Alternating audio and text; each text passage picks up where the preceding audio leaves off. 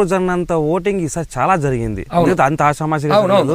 దీన్ని చాలా మంది మే 13 జరిగిన ఎలక్షన్ రోజున ఆ రోజు ప్రతి ఒక్కరు ఏమన్నారంటే జగన్మోహన్ ఇచ్చిన సంక్షేమం పనిచేసింది, మహిళలు విపరీతంగా వచ్చి ఓటు బ్యాంక్ పెరగడానికి కారణం ఇదే అన్నారు. అందరూ ఆశపడ్డారు. ఖచ్చితంగా ప్రభుత్వ వ్యతిరేకత అని విశ్లేషకులు కూడా చెప్పారు, కొన్ని సోషల్ మీడియాలో కూడా చెప్పారు, కొన్ని సర్వే చేసిన సంస్థలు కూడా చెప్పారు వ్యతిరేకత కనిపిస్తుంది, ప్రభుత్వంపై వ్యతిరేకత, ఓట్ బ్యాంకింగ్, ప్రభుత్వంపై సంతోషంతో వేసాం కాదు అన్నారు. చాలా మంది నమ్మలేదు. చివరికి ఆరా సంస్థ మస్తాను కూడా అని చెప్పారు వైసీపీనే వస్తుంది అని చెప్పారు. కానీ కేకే సర్వే చెప్పారు ఖచ్చితంగా ఇంతే వస్తుంది అని చెప్పారు. కానీ ఫలితాలు వచ్చేసరికి 2 రోజుల క్రితం వచ్చిన ఫలితాలు చూస్తే అందరూ షాకింగ్లో ఉన్నారు. నేను అయితే అంత పెద్ద స్థాయిలో విశ్లేషణ ఇవ్వగలిగే స్థాయి అయితే కాదు నాది. ఓకే. ఎందుకంటే ఇప్పుడు ఆరా మస్తాన్ కావచ్చు, కేకే కావచ్చు, సి ఓటర్ కావచ్చు, వాళ్ళు స్టాఫ్ని పెట్టుకొని మేము మా స్థాయి వరకు మాట్లాడచ్చు అంతే. నా దీని వరకు ఏమేమో కాన్స్టిట్యున్సీ లెవెల్కో లేదు బయట తిరుగుతుంటాం కాబట్టి జిల్లాలో కొన్ని తెలిసిన విషయాలు చెప్పొచ్చు. కానీ పూర్తి రాష్ట్ర స్థాయిని విశ్లేషించే అంత పరిగణితి నాకు లేదు. దాన్ని దయచేసి నన్ను అడగకుండానే బాగుంటుంది. మరి ఐప్యాక్ గురించి చెప్పారు కదా, ఐప్యాక్ గురించి అంటే ఐప్యాక్ డైరెక్ట్ కమ్యూనికేట్ అవుతుంది. నేను ఐప్యాక్ వాళ్ళనే సుమారుగా ఒక 10 సార్లు తిట్టి పంపించట. ఓకే. మీరేరా చెడదెంగుతాండేది, చెడదెంగుతాండేది మీరు రా, పార్టీని నాశనం చేసేదే మీరు రా అని కూడా చెప్పి పంపించిన. ఓకే. అయితే విషయం వాళ్ళు చెప్పొచ్చు కదా. ఫోన్ మాకు నంబర్ ఏంటంటే వాళ్ళు అదే ఫోను ఇప్పుడు ఫోన్ చేసి ఓటేస్తారా దానికి దీని కానీ ఇట్లా మీరు పని చేయండి అన్నవాడు కూడా నేను తిట్టినా. మీకు సిగ్గాయలేదా? ఇప్పుడు కూడా లీడర్లు ఏ స్థాయిలో ఉండరో ఫస్ట్ కనుక్కోండి, చెప్పండి జగన్ రెడ్డికి, లేదంటే కాంటాక్ట్ చేయండి. నేను శంకరనారాయణ కూడా నేను చాలాసార్లు అడిగినా, నాతో ఒకసారి కల్పించా, నేను జగన్ రెడ్డికి ఏం చెప్పాలో చెప్తాను, 2 నిమిషాలు కడిగేసి వస్తానని చెప్పి శంకరనారాయణ అంతా సుమారు సార్లు అడిగిన. ఎమ్మెల్యేలని ఎంపీలని మాట్లాడితే తప్పు. ఎందుకు తెలుసా? జగన్ రెడ్డి ఏం చేస్తానని అందరూ చెప్పేది ఏమంటే ఆయన చెప్పింది వినాలని. ఆయన చెప్పింది విందాం, బట్ ఇప్పుడు నష్టపోయింది నువ్వే కదా. నీతో పాటు ఇంతమంది నమ్మి ఇన్ని సంవత్సరాలు జర్నీ చేసింది మేమంతా నష్టపోతాం కదా. 175 గెలిచే అవకాశాన్ని చేతులా పోగొట్టుకున్నాం. డబ్బులు పోయా, నా డబ్బులు పోయా, గవర్నమెంట్ డబ్బులు పోయా, టైం వేస్ట్ అయ్యా, మొత్తం పరువు పోయా, ఉన్న గౌరవం పోయా. మెయిన్ ఏమంటే ఉన్నది మొత్తం ఊడ్చుకొని వెళ్ళిపోయారు. ఎవరు కల్లో కూడా ఊహించుండ్రు కదా 11 సీట్లు వస్తాయి, కల్లో కూడా ఎవరు ఊహించిండ్రు? కళలో కాదు కదా, ఎవరు ఊహించిందే ఇది. ఖచ్చితంగా ఇప్పుడు లాస్ట్ టైము ఎవరు తెలుగుదేశం పార్టీ కాదు మార్క్ టీవీ వాళ్ళు వీళ్ళు TV 99 వాళ్ళు వచ్చారు ఎలక్షన్ ముందు. సీట్లు తగ్గొచ్చు కానీ మేమే గెలుస్తామని నేనే అన్నా. కారణం ఏమంటే మా పార్టీ పైన మాకు నమ్మకం ఉండే ఉంటుంది. ఖచ్చితంగా అంటే ఖచ్చితంగా సెంట్రల్లో నుంచి ఒత్తిడి ఉంటుందా లేకున్నా స్టేట్లో ఖచ్చితంగా జగన్మోహన్ రెడ్డి గారు ఖచ్చితంగా గెలుస్తారని చాలా సర్వేలు కూడా చెప్పాడు. ఇక్కడ ఇంతవరకు నేను అడిగిన ప్రశ్నకి మీరే ఆన్సర్ చెప్పలేదు. 4 ఎంపీలు గెలిచినాం. 4 ఎంపీలు గెలిచినప్పుడు ఒక్కొక్క చోట 3 గెలిచినా కూడా 12 ఎంపీలన్నా ఉండాలి కదా, అది ఎమ్మెల్యేలు ఉండాలా. ఎమ్మెల్యే లేకుండా ఎంపీలు ఎంపీలు 4 ఎట్లా గెలిచినాయి? ఒకటి ఇప్పుడు గెలిచిన 12 అదే అంటే మేము కూడా రీచ్ అవుతాం 25 అట్లా. అంటే నాయకులు ఇంత అనుభవం ఉండే నాయకులు మీకు జగన్ మీ సీఎం గారికి అర్థం కాలేదు, అలాగే మాకేం వెళ్ళాల్సింది లేదు. అంటే ఎంపీ జగన్ సీఎం కి అర్థం కాదు.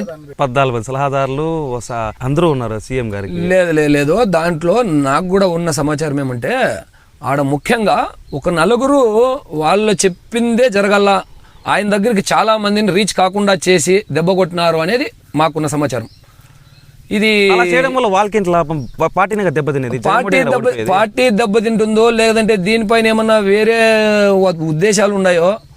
కాకపోతే మాత్రం 51% ఉన్న ఓటింగ్ పర్సంటేజ్ని వీళ్ళ ఒంటెత్తు పోకడలతో ఈ స్థాయికి తీసుకొచ్చినారు. ఇప్పుడు నెక్స్ట్ జరిగే దీంట్లో ఎట్లుంటుందంటే ఏమవుతుందో చూద్దాముండప్ప అనే స్థాయికి కార్యకర్తలు నాయకులు వెళ్ళిపోయినారు. కనీసం ఇప్పుడైనా ఇమ్మీడియట్గా యాక్షన్ తీసుకోవాలా. ఇది కూడా లేట్ అయిపోయింది. మామూలుగా ఏమైందంటే ఇప్పుడు ఓడిపోయినామంటే నెక్స్ట్ డే కూర్చొనేలా, లేదంటే ఆ రోజే ఈవినింగ్ అందరినీ పిలిపించుకోవాలా.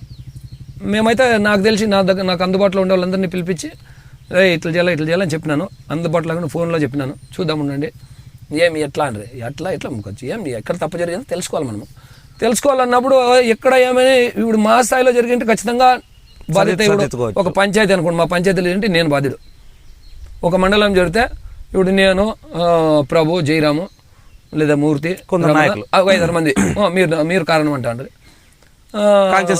కాన్స్టిట్యున్సీ లెవెల్లో అయితే దానికి వాళ్ళు ఆన్సర్ చెప్పారు. ఇది స్టేట్ రాష్ట్ర స్థాయిలో ఉంది కాబట్టి ఆ డెసిషన్స్ తీసుకోవాల్సింది పైన. ఎందుకంటే విశ్లేషించుకోవాలి ఇక్కడ జరిగింది ఎందుకు ఖచ్చితంగా జరిగింది. విశ్లేషించకపోతే ఇంకా మనం రాజకీయాలు పనికిరాం. మరి భవిష్యత్ కార్యాచరణ ఎలా ఉండబోతుంది మరి జగన్మోహన్ రెడ్డి గారి? అసలు ఎవరు ఊహించలేదు, షాక్లో ఉన్నారు అందరూ. అభివృద్ధి చేసి మేము చూపిస్తాం తెలుగుదేశం పార్టీ, జనసేన, బీజేపీ నాయకులు చెప్పారు. ఖచ్చితంగా ప్రమాణ స్వీకారం చేసిన తర్వాత అభివృద్ధి చెప్పి ఇప్పుడు మొగ్గు చూపుతున్నారు. ఇంక ఈ భవిష్యత్ ఎలా ఉండబోతుంది ఆంధ్రప్రదేశ్ది? భవిష్యత్తు ఎలా ఉండేది కాదు, భవిష్యత్తు అయితే చెప్తాను.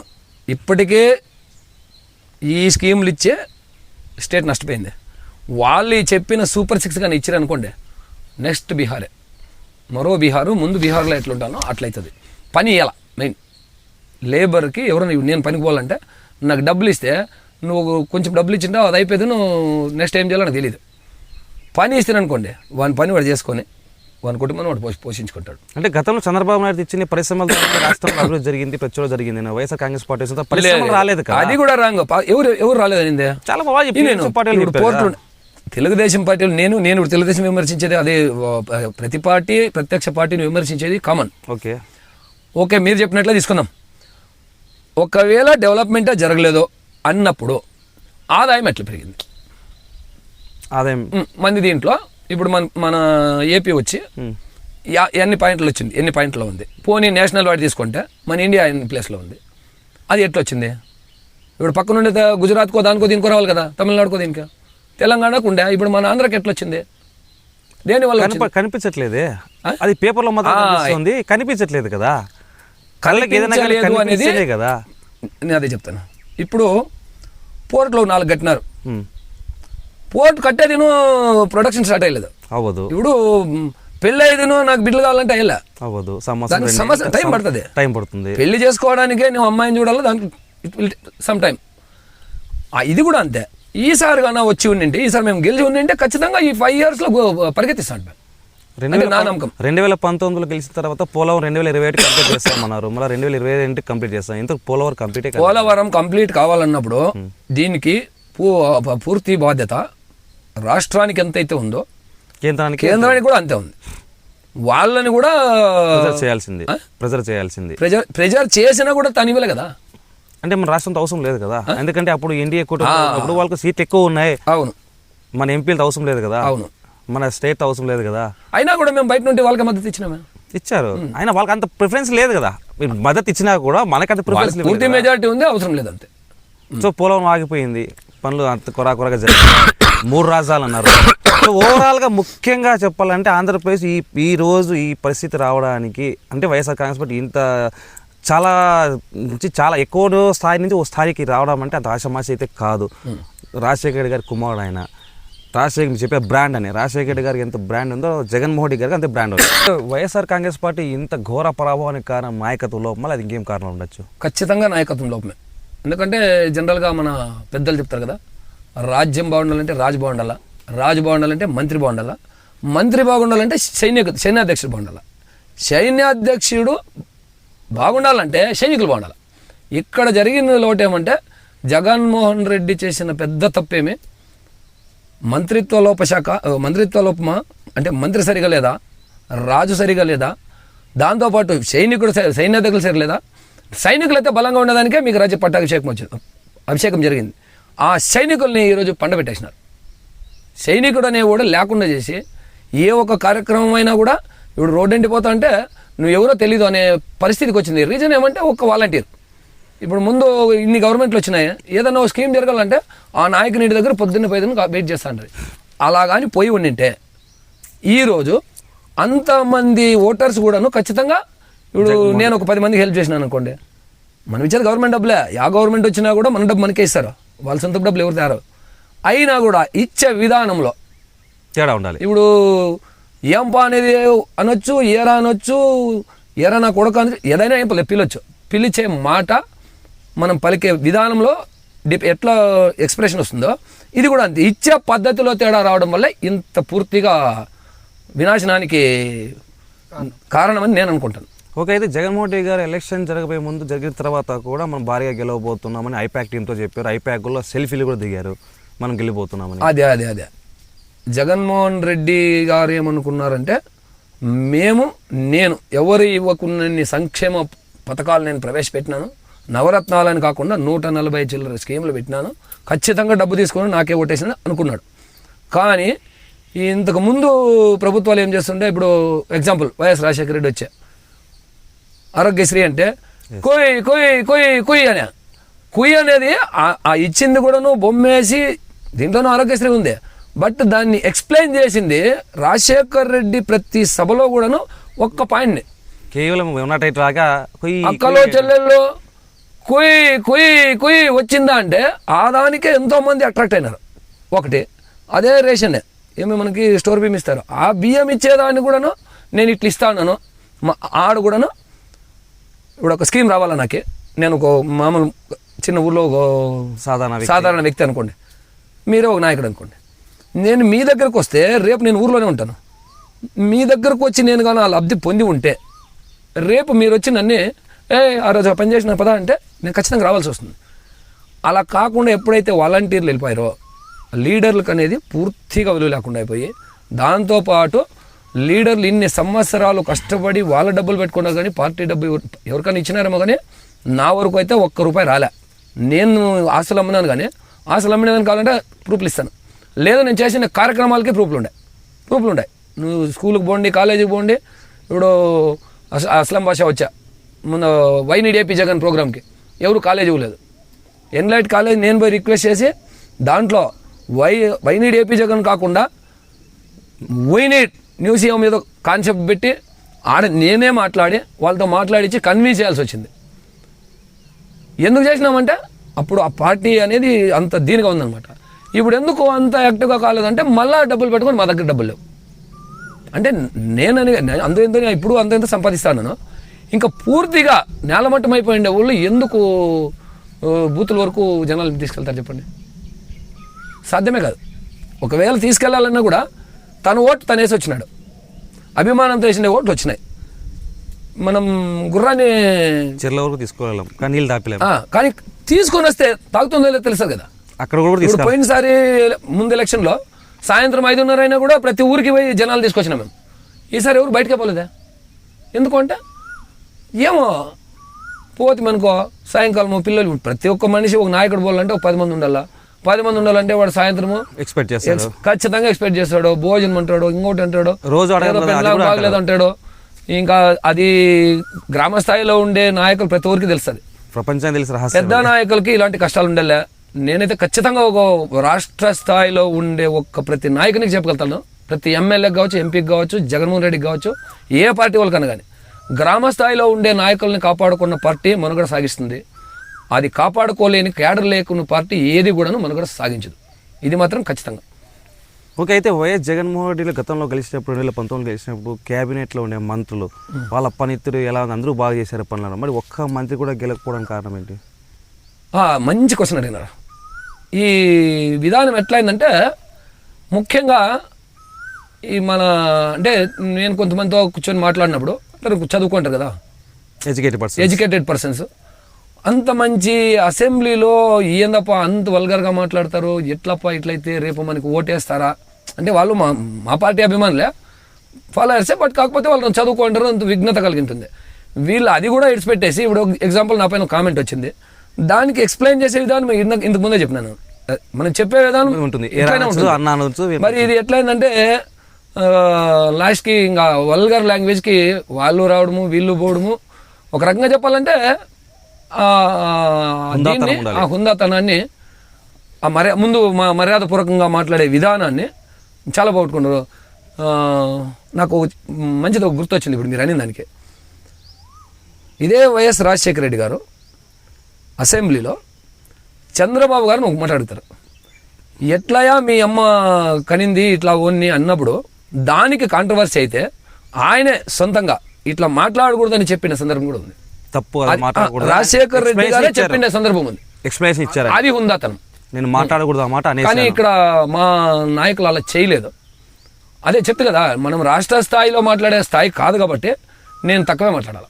అంటే చంద్రబాబు నాయుడు గారి సత్యమని కూడా చాలా ఘోరంగా అవమానిస్తుంటే ఒక సీఎం కూడా నవ్వుకుంటూ కూర్చున్నారు కదా, అది కూడా ఎఫెక్ట్ ఉండొచ్చు. లేదు, ఇప్పుడు ఆ విషయంలో కూడాను ఎట్లా అవుతుందంటే ఇది మహిళలకి అదే రొంత ఎడ్యుకేటెడ్ పర్సన్స్ లేదంటే రొంత కమ్యూనికేషన్ కావాలా, ఇచ్చే మర్యాద ఇవ్వాలా, ఇట్లా వాళ్ళకి అలాంటివి బాగా పనిచేసి ఉండొచ్చు. బట్ దాన్ని పెద్దగా టీవీ పైన దానిపైన ఫోకస్ పెట్టుకుని వాళ్ళు పెద్దగా పట్టించుకోకపోవచ్చు. బట్ కీలకం ఏమంటే మాత్రము మనం ఎవరే కానీ మాట్లాడే విధానం బాగా మాట్లాడితే బెటర్ అనేది నా అభిప్రాయం. ఓకే, అయితే వాలంటరీ వ్యవస్థ తీసుకోవడానికి కారణము ప్రతి ఇంటికి సంక్షేమ పథకం వెళ్ళాలని చెప్పారు జగన్మోహన్ రెడ్డి గారు. దాని తర్వాత వచ్చేసి స్టోర్ బియ్యం, మీకు తెలుసు కాంగ్రెస్ పార్టీ హయాంలో చేశారు, తెలుగుదేశం పార్టీ హయాంలో అప్పుడు మాన్యువల్ ఉండేది. కేవలం మనం కార్డు పోయి పెట్టేసి వచ్చి మనకు వచ్చి ఎప్పుడు కావాలంటే వెళ్ళేసి బియ్యం తీసుకొచ్చుకునే వాళ్ళం. బట్ ఈ వైఎస్ఆర్ కాంగ్రెస్ పార్టీ వచ్చిన తర్వాత దాదాపుగా అంటే ప్రతి షాప్కి ఒక 3-4 షాపులు కలిపి ఒక వెహికల్ పెట్టారు. అప్పుడు ఒక స్టోర్ డీలర్కి కేవలం నెలకి 7,000 మాత్రమే జీతం ఇచ్చేవారు, అదొక్కటే ఖర్చు ఉండేది. కానీ ఈసారి ఏం జరిగిందంటే వాటి స్టోర్ డీలర్కి డబ్బులు ఇస్తూ, వెహికల్కి డబ్బులు ఇస్తూ, వెహికల్ డ్రైవర్కి డబ్బులు ఇస్తూ, డీజిల్కి డబ్బులు ఇస్తూ ఇలా 23,000 దాకా అదనపు ఖర్చు వచ్చింది. పోనీ సక్రమంగా వాళ్ళు ఇంటింటికి వెళ్ళి వేశారా అంటే సర్వర్ ప్రాబ్లం, మళ్ళీ జనాలు క్యూ కట్టాల్సిందే, గంటల తరబడి కట్టాల్సిందే. ఇంకా సరైనది అది. దీంట్లో ఇదైతే నేను ఖచ్చితంగా దీనికి మద్దతు ఇస్తాను. ఎందుకంటే ముందు స్టోర్ డీలర్షిప్ ఎట్లా ఉండే అంటే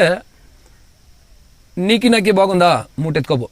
ఈసారి పథకాల అమల్లో జగన్మోహన్ రెడ్డిలా ఎవరు చేయలేదని నీకు ఫస్టే చెప్పిన. ఓకే, ఇవన్నీ ఈ సిలీ క్వశ్చన్స్. ఎందుకంటే ఏదైతే నేను ప్రజల వరకు చేరే స్కీమ్ ఉందో ఖచ్చితంగా జనాలకే పోవాలనే ప్రయత్నంలోనే అది 10 రూపాయలు ఎక్కువైనా కూడా దానికి బాధపడే పని లేదు. నువ్వు 10 రూపాయలు తగ్గించే సమయంలో ఆడ ఉన్నది వాళ్ళకి చేరకపోతే నువ్వు ఎంత చేసినా వేస్ట్ కదా. మరి సన్న బియ్యం కూడా ఇస్తామని చెప్పారు మేనిఫెస్టోలో. సన్న బియ్యం ఇచ్చినారు కదా. సన్న బియ్యం ఎక్కడ ఇచ్చారు? సోనా మసూరి అన్నారు కదా, మళ్ళీ సన్న బియ్యం అంటున్నారు. కాదు ఆ సోనా మసూరి కాదు, సన్న బియ్యం అనేది సోనా మసూరి వాసం చెప్పాలంటే మనకి ఎవరికి దొరకదు. ఓకే, నేను ఒక క్యాంటీన్ దీనిగా చెప్తాను. సోనా మసూరిలో 100 రకాలు ఉన్నాయి. బీపీటీలు ఉన్నాయి, ఆర్ఎన్ఆర్లు ఉన్నాయి, రకరకాలు ఉన్నాయి, రకరకాలు ఉన్నాయి. అంత పెద్ద వాల్యూమ్ డబ్బుల్ని ఒక్కసారిగా ఇన్వెస్ట్మెంట్ పెట్టడం. ఇప్పుడు 70 రూపాయలు ఉంది కేజీ. 70 రూపాయలు నీకు సెంట్రల్ గవర్నమెంట్ ఇచ్చే స్కీమ్ని దీన్ని ఎత్తుకొచ్చి ఇవ్వాలంటే సాధ్యమా? అసాధ్యం. మళ్ళీ అది సన్న బియ్యంతో అంటే సన్న బియ్యం ఇచ్చారు కదా అని పబ్లిక్ అడిగినప్పుడు ముందు అంశా బియ్యం ఇచ్చేది, ఇప్పుడు అంటే అది సన్న బియ్యం కాదు అంటారా? నాణ్యమైన బియ్యాన్ని ఖచ్చితంగా అందించగలగాలి. అందించినాం కూడా. ముందు మాదిరి పురుగులు పట్టిండేవి, పుచ్చిపోయిండేవి, ముగ్గు పట్టేవి, లేకపోతే వచ్చిన దాన్ని స్టాక్ని ఖచ్చితంగా ప్రజలకి అయిపోయింది అనే సమస్య లేకుండా ఖచ్చితంగా తంబేయాల్సిందే. ఏ కార్డు హోల్డర్ అయితే ఉంటారో ఆ ఇంట్లో ఏ ఒకరు వస్తే ఖచ్చితంగా ఆ బియ్యం చేరేటట్టుగా చూసినారు. ఓకే, అయితే ఇప్పుడు ప్రజెంట్ 2019 అయిపోయింది, 2024 ఖచ్చితంగా మళ్ళీ రిపీట్ అవుతుంది. జగన్మోహన్ రెడ్డి గారు తండ్రి గారైన రాజశేఖర్ గారు 2004, 2009లో 2 సార్లు ఎలా గెలిచారో మంచి పాలన అందించి, ఈసారి కూడా జగన్మోహన్ రెడ్డి గారు ప్రమాణ స్వీకారం చేస్తారని ఏర్పాటు కూడా పూర్తి చేశారు. వైవి సుబ్బారెడ్డి గారు కూడా చెప్పారు జూన్ 9వ తేదీన ప్రమాణ స్వీకారం ఉండబోతోంది అని. అది చెప్పినాం కదా ఆల్రెడీ. ఎవరు ఊహించని పరిణామం ఇది. ఎవరు ఊహించని పరిణామం. దేశం మొత్తం ఎవరు ఊహించని ఇది జగన్మోహన్ రెడ్డి చెప్పినారు. ఏ కార్యకర్తని అడిగినా, ఏ నాయకుని అడిగినా ఇదే చెప్తారు. సంబరాలు కూడా సిద్ధమైపోయారు. అందరూ వెళ్ళాలని 9వ తారీఖు మేము కూడా పోవాలనుకోండి వాళ్ళే. ఓకే, అయితే ప్రతి సంక్షేమ పథకం ఇచ్చారో ప్రతి ఇంటికి చేరింది, అన్ని దాంట్లో చేరింది. మరి అన్ని సంక్షేమ పథకాలు నేరుగా అంటే దళారీ వ్యవస్థ లేకుండా ప్రతి సంక్షేమ పథకం ప్రభుత్వం జగన్మోహన్ రెడ్డి గారి నేను అక్కా చెల్లెమ్మలకి కావచ్చు, అవ్వతాతలకు కావచ్చు, యువతకు కావచ్చు, ఎవరికైనా సరే ఇచ్చే సంక్షేమ రూపాయి కూడా వాళ్ళకి చేరాలని ప్రతిదీ వాళ్ళు నేరుగా చేర్చారు. దాదాపు 30 లక్షల ఇంటి స్థలాలు కూడా ఇచ్చారు.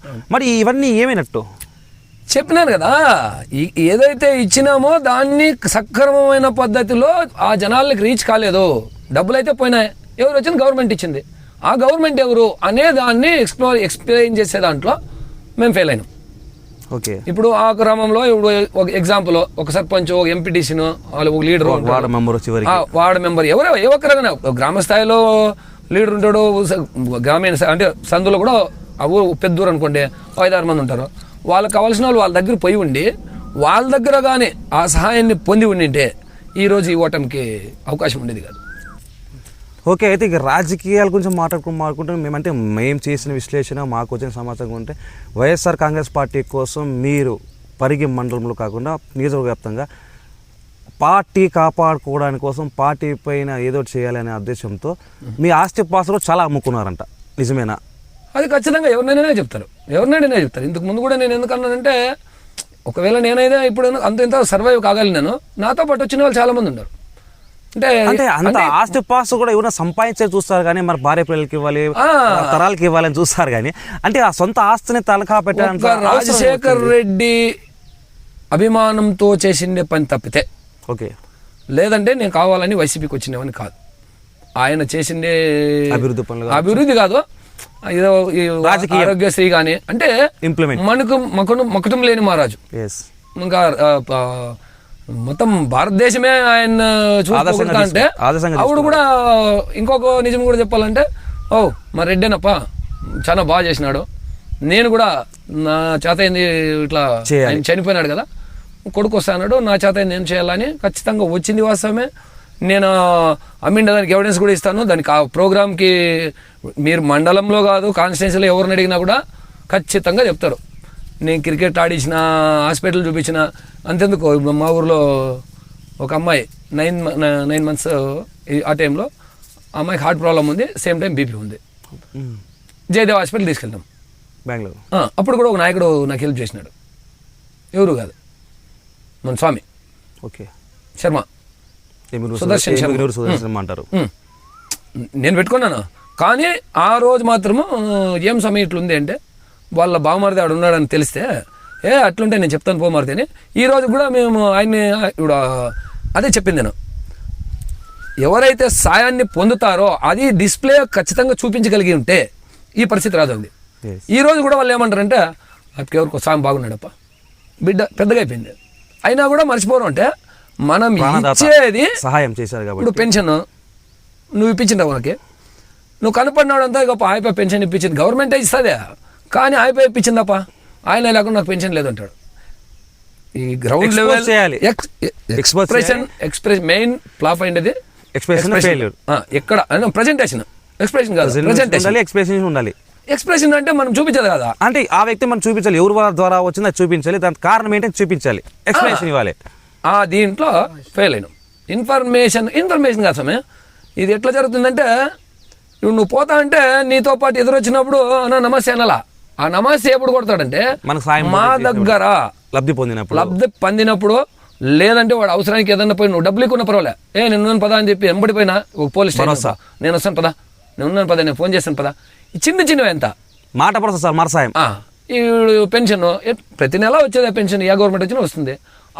ఇన్ని కొత్త పెన్షన్లో ఏ గవర్నమెంట్లో ఇచ్చిందిలే, కానీ ఎవరికి వచ్చిందో కూడా మాకు కూడా తెలియదు. కారణం ఏమంటే వాలంటీర్ పోయింటాడు, రాసింటాడు, వచ్చేసింది. మళ్ళా క్వశ్చన్ ఏం వేస్తారంటే మీరే కదా వాలంటీర్లు పెట్టింది అంటారు. వాలంటీర్ మా మాట వినకుండా పోయే కారణం ఏమంటే ప్రతిదీ కూడాను మీరు వాలంటీర్ కమ్యూనికేట్ చేసినారు నాయకులకు చెప్పి, ఇది ఫస్ట్ మా దగ్గరకు వచ్చి మా ద్వారా నువ్వు సచివాలయం పంపించగలిగి ఉండింటే, ఇప్పుడు జన్మభూమి కమిటీలు పెట్టరే అలా దాన్ని చేసి ఉండింటే ఈరోజు ఖచ్చితంగా 175 కొడతాడు. దాంట్లో ఎటువంటి అనుమానం లేదు.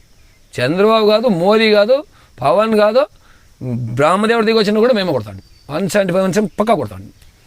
ఓకే, అయితే చివరిగా ఇక్కడ వైఎస్ఆర్ కాంగ్రెస్ పార్టీ ఓడిపోయింది. ఇప్పుడు భవిష్యత్ కార్యాచరణ ఎలా ఉండబోతుందో మాకు కూడా తెలియదు. జగన్మోహన్ రెడ్డి గారు ఏం చేస్తారో మీకైనా ఐడియా ఉందా? లేదు, మాకు కూడా ఐడియా లేదు. ఓకే, అయితే ఇంకా స్టేట్ రాజకీయాలు పక్కన పెట్టేసి ముఖ్యంగా పెనుగొండ నియోజకవర్గంలో ఉషశ్రీ గారు ఓడిపోయారు, సవితమ్మ గారు భారీ మెజార్టీతో గెలిచారు. 30,000 పైచిలకు గెలిచారు, 33,000 చిల్లర, దాదాపు అంటే అంత ఆషామాషి అయితే కాదు. నేను ఇంతకు ముందు కూడా అడిగింది ప్రశ్నకి మీ దగ్గర ఇప్పుడు కూడా ఆన్సర్ మీరు ఇంకా ఆన్సర్ ఇవ్వలేదు. మీ సీఎం నాకే తెలియదు కదా, మీ సీఎంకే తెలియదు ఇంతవరకు. నేను అదే అంటాను. ఇక్కడ మీ దగ్గర ఒక చిన్న విషయము అంటే ప్రతి ఒక్కరు కూడా ఆలోచన చేయాల్సిందే. ఇంతవరకు పెనుగొండ మండలం పరిటాల రవి టైంలో కూడా కాంగ్రెస్ మెజార్టీ వచ్చింది, గోరంట్ల కాంగ్రెస్ మెజార్టీ వచ్చింది, 2019లో వైఎస్ఆర్ కాంగ్రెస్ వచ్చింది. ఏంటంటే అలాంటి మండలాలు కూడా ఇంత భారీ స్థాయిలో ఏ రకంగా రీచ్ అయిందని మాకైతే ఇంతవరకు అర్థం కాలే. గోరంట్ల తక్కువ అన్నా కూడా 7,000 పైన వస్తుంది మేము లెక్కేస్తే, వాళ్ళకే 4,000 చిల్లర అది వచ్చింది. 8,000 చిల్లర పెనుగొండ రావడం ఏంటి? ఓకే, ఒకవేళ ఏమో స్థానికంగా ఉంది వచ్చింది అనుకుందాం. సోమందేపల్లి 6,000 చిల్లర 7,000 చిల్లర రావడం ఏంది? పరిగి రావడం ఏంది? మళ్ళీ రొద్దం కూడా నీకు లోకలే కదా, అక్కడ ఎందుకు రాలేదు? అది పోస్టల్ బ్యాలెట్. ఇప్పుడు అధికారులు అందరూ యాంటీగా ఉండరు, ఫిక్స్ కీలకంగా చెప్పాలంటే రాబోయే దినాల్లో మా వాళ్ళు అబ్జర్వ్ చేయాల్సింది అంటే మా నాయకులు మా నాయకులు తీసుకున్న నిర్ణయాలు ఎట్లా ఉండాలంటే, ఈసారి ఓటేకున్న వాళ్ళు రియల్ ఎస్టేట్ లేలే, మళ్ళా ఈ చెప్తా కదా నాయ బ్రాహ్మిన్స్ వాళ్ళు వేసినారు. కాదు డైలీ రియల్ ఎస్టేట్ అంటే అంత దాంట్లో వచ్చేస్తుందనా. రియల్ ఎస్టేట్ ఫ్యామిలీస్ ఏవో, మున్సిపాలిటీ వర్కర్లు వేయలేదు, ప్రభుత్వ ఉద్యోగులు ఏ ఒక్కరూ వేయలేదు, ఈ ప్రభుత్వ వ్యతిరేకత ఓటు అనేది ఏ ప్రభుత్వంలో ఉంటుంది అవి రాలేదు. ముఖ్యంగా ఏమంటే ఇదే చెప్తా కదా, ఈ బ్రాహ్మణు, వైశ్యాసు ఎవరైతే ఈ 6 కమ్యూనిటీలు ఉన్నాయో వాళ్ళని పూర్తిగా మేము దగ్గరకు చేరుకోలేకపోయినామేమో అని ఒక ఆలోచన. దీన్ని కూడా పరిగణలోకి తీసుకుంటే రాబోయే దినాల్లో ఖచ్చితంగా మేమే గెలుస్తాం. ఖచ్చితంగా విశ్లేషణ చేసుకుని ప్రక్షాళన చేస్తేనే, చేయకపోతే ఇంకా మనగడ కష్టం. మనగడ కష్టమే, మాకే కష్టమే. ఓకే, అయితే పెనూరు నియోజకవర్గానికి ఇన్ఛార్జ్ ప్రెసిడెంట్ అయితే ఉషశ్రీ గారు ఉన్నారు. అవును, శంకర్ నారాయణ వస్తున్నాను నటించి మళ్ళీ ఒక సోషల్ మీడియాలో హల్చల్ అవుతుంది. ఇది మా వరకు అయితే నేను ఫేక్ అనుకుంటాను. ఎందుకంటే ఒకవేళ అలాగ ఉండింటే నేను కూడా మండల స్థాయి నాయకుడు కాబట్టి నాకు కూడా తెలిసి ఉండేది. ఖచ్చితంగా దీన్ని అయితే మాత్రం నేను ఖండిస్తాను. మాకైతే ఈ సమాచారం లేదు. ఈ సోషల్ మీడియా అంటే ఇప్పుడు మొబైల్ వచ్చినా కాబట్టి ఎవరు ఏదైనా పెట్టేయచ్చు, బట్ అది ఒప్పుకోం. ఓకే, అయితే ఉషశ్రీ గారి శంకర్ నారాయణ వస్తే అలా ఉంటుంది. ఇప్పుడు శంకర్ నారాయణ వచ్చినా, ఉషా శ్రీశరణ్ ఉన్నా, జగన్మోహన్ రెడ్డి వచ్చినా రాష్ట్ర స్థాయిలో వెళ్ళిపోయినాం. వచ్చినా కూడా మొదటి నుండి మొత్తం బిల్డింగ్ కట్టాల్సిందే, పునాది నుండి కట్టాల్సిందే. ఎవరు వచ్చినా, ఇప్పుడు చెవిరెడ్డి భాస్కర్ రెడ్డి ఎంపీగా గెలిచినాడు, మిథున్ రెడ్డి గెలిచినాడు, ఒక్కొక్క ఎమ్మెల్యే గెలిచి 7 తావులు ఓడిపోయి వాళ్ళే ఎతుకుతారు. గెలిచిందే వాళ్ళే, గెలిచిందే చోటు మాత్రమే ఏదైనా ఒక చిన్నది ఉందేమో. నువ్వు 11 సీట్లు గెలిచి కూడా మనం చేసేది ఏముండదు. ఖచ్చితంగా పార్టీ పునర్వైభవం రావాలంటే మొదట ఏ రకంగా కష్టపడినారో ప్రతి ఒక్క కార్యకర్త కష్టపడాల్సిందే, ప్రతి నాయకుడు బాధ్యత తీసుకోవాల్సిందే. ముఖ్యంగా జగన్మోహన్ రెడ్డి మాత్రం దీనిపైన ఫోకస్ పెట్టకపోతే ఫ్యూచర్లో పార్టీ మనకు కూడా చాలా కష్టమవుతుంది. ఓకే, అయితే చివరిగా ఒకే ఒక ప్రశ్న మా స్టార్ జమానం నుండి. ఇంకా వైఎస్ఆర్ కాంగ్రెస్ పార్టీ ఓడిపోయింది. 2000 ఇప్పటి నుంచి ఏవే స్టెప్పులో భవిష్యత్ కార్యాచరణలో మీలాంటి నాయకులకు, కార్యకర్తలకు మంచి భవిష్యత్తు ఉంటుంది, మళ్ళీ గుర్తింపు వస్తుంది అని అనుకోవచ్చా? మంచి క్వశ్చన్ అడిగితే దీంట్లో ఈసారి కాంగ్రెస్ పర్ఫార్మెన్స్ చూడండి. ప్రతి ఒక్క కాన్స్టిట్యున్సీలో కూడా కొన్ని వేల ఓట్లు, అంటే 2000 కావచ్చు, 3000 కావచ్చు, 5000 కావచ్చు, 10,000 కావచ్చు, కొంచెం థర్డ్ ప్లేస్లోకి పోయిండే ఉన్నాయి. అలా జరిగింది కాబట్టి ఇప్పుడే కావున మేల్కోకపోతే, ఎందుకంటే అంతా ఆ బ్రాంచ్ రిలేటెడ్ కాబట్టి దీని ప్రభావం మా పార్టీ పైన పడే అవకాశం కూడా ఉంటుంది. సో అంటే నేను అడిగిన ప్రశ్నకి సమాధానం నాకు సరిగ్గా చెప్పలేదు. అంటే భవిష్యత్తులో ఇక్కడి నుంచి మొదలుపెట్టిపోయే స్టెప్ అయిపోయేది వైఎస్ఆర్ కాంగ్రెస్ పార్టీ తరఫున పార్టీ కోసం ఆస్తులు అనుకున్న మీలాంటి నాయకులు చాలామంది వేలలో ఉన్నారు రాష్ట్ర వ్యాప్తంగా. ఇలాంటి నాయకులకి, కష్టపడిన కార్యకర్తలకి గుర్తింపు ఉంటుందా, రాబోతుందని ఊహించచ్చా? నేను ఈ ప్రశ్నకి మీకు ఎప్పుడు 2వ క్వశ్చన్లోనే చెప్పినాను ఆన్సర్. ఓకే, మళ్ళీ కూడా చెప్తాను. ఇది కూడా ఖచ్చితంగా ఇది ప్రతి ఒక్క నాయకునికి అవసరమైనది. ఇది ముఖ్యంగా జగన్మోహన్ రెడ్డికి. ఇంతమంది నాయకులు నష్టపోయినారు కాబట్టి, ఇంత నెట్వర్క్ ఉండి, ఇంతకుముందు నీకు ఇంటెలిజెన్స్ ఉంది, ప్రతి ఒక్క డిపార్ట్మెంటు మీ అందుబాటులో ఉండేది. అంటే వీళ్ళందరూ కలిసి మా జగన్ రెడ్డిని మోసం చేసినారా, లేదా ఎవడు ఎట్లా పోని నేను ఒకడు బాగుండి అనుకున్నాడా, అది ఆయనకి సంబంధించింది. ఇప్పుడైనా దానిపైన ప్రత్యేక శ్రద్ధ వహించి ఎవరు ఏమైనారో. ఇప్పుడు నేను ముందు ఫీజులు కట్టేవాడిని, ఇప్పుడు నేను ఫీజు కట్టాక నా పిల్లలు ఫీజు కట్టాక నేను ఇటు పక్కలు చూస్తున్నా. కారణం ఏమంటే ఉన్న పొటెన్షియాలిటీని పోగొట్టుకున్నాం, రాని వస్తుంది అనుకున్న పొటెన్షియల్ రాలే. అందువల్ల ప్రతి ఒక్క నాయకుడు కూడా ఎంతో కొంత ఖచ్చితంగా నష్టపోయిన వాళ్ళు ఉండేది. వాళ్ళని చేతికి తీసుకొని, దగ్గరకు తీసుకొని, ఏమి పరిస్థితి, ఏమి డబ్బులు ఇకపోయినా పర్వాలేదు, వాళ్ళకి ఒక భరోసా మేమున్నాము అని, లేదు ఇంకా చాలా వీక్గా ఉండే వాళ్ళని ఆర్థికంగా కూడా ఆదుకుంటే ఖచ్చితంగా సర్వైవ్ అవుతాం. ఓకే, అయితే మీ అమూల్యమైన సలహాల, సందేశాలు మా స్టార్ జయమనందరూ పంచుకుని ధన్యవాదాలండి. అలాగే భవిష్యత్తు కూడా మీ మంచి నాయకులు కావాలని, మీలాంటి నాయకులు చాలామందికి ఆదర్శంగా ఉండాలని మేము మనస్ఫూర్తిగా కోరుకుంటున్నాము. మీ అమూల్యమైన సమయం మాకు ఇచ్చినందుకు మా స్టార్ జయమనం టీం ద్వారా ధన్యవాదాలు చెప్తాను. Thank you. నమస్తే. ఓకే, చూసారు కదండి. ఖచ్చితంగా ఏ పార్టీ అయినా అధికారంలో ఉండాలన్నా, భవిష్యత్తు బాగుండాలంటే గ్రామ స్థాయిలో, క్షేత్రస్థాయి నుంచి ప్రతి కార్యకర్త పడుతున్న కష్టాన్ని గుర్తించాలి. నాయకుడు తన ఆస్తిపాస్తులు అమ్ముకొని పడుతున్న అతని పరిస్థితి ఏంటి అని అతను గుర్తించి గౌరవించి కనీసం అతను ఏంటి పరిస్థితిని ఆలోచించి గుర్తిస్తే తప్ప ఏ పార్టీ అయినా మునుగడ సాగుతుంది. అలా లేదంటే అందపాతానికి పోవడం ఖచ్చితమని చెప్పేసి మన మారుతి రెడ్డి గారు చెప్పారు. Stay tune. స్టార్ జే మనం న్యూస్.